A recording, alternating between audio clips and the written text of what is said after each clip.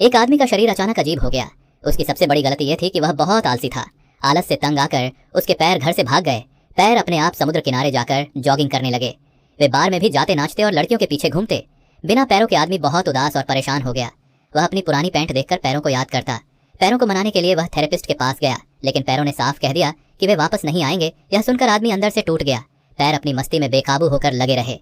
किसी ने सलाह दी, कोई ऐसी चीज ढूंढो जो तुम दोनों को पसंद हो, लेकिन आदमी को कसरत और एक्सरसाइज से नफरत थी।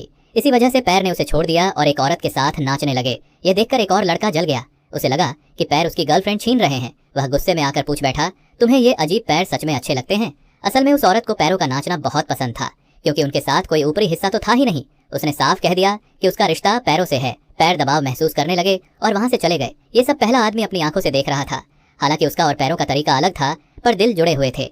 आदमी ने सोचा कि वह उस औरत को पाने के लिए खुद को बदल देगा। उसने अपनी बियर पेट को देखा और पुशअप्स करने लगा। फिर उसने वजन उठाना भी शुरू कर दिया।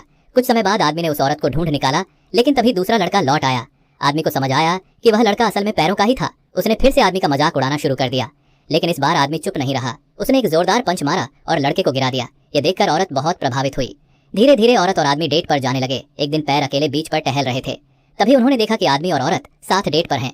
पैर वहीं रुक गए और देखते रह गए। उसके बाद जहां भी आदमी जाता, पैर उसका पीछा करने लगे। आदमी खुलेआम उस औरत से अपने रिश्ते की बातें करता।